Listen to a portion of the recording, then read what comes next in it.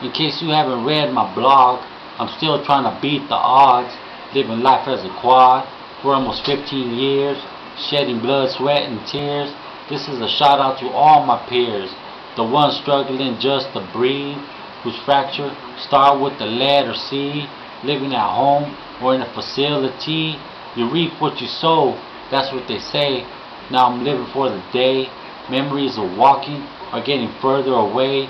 Sometimes it seems like I'm in Guantanamo Bay, trying to make sense of it all, refusing to fall. My mind is still quick on the draw, so it got me feeling like I'm 10 feet tall and ready to ball.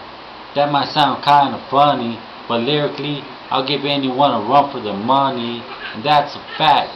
To all my quads, I tip my hat, no matter where you're at. Swing for the fences when it's your turn to bat. And before I leave, I hope I make you believe and give it your all like Christopher Reeve.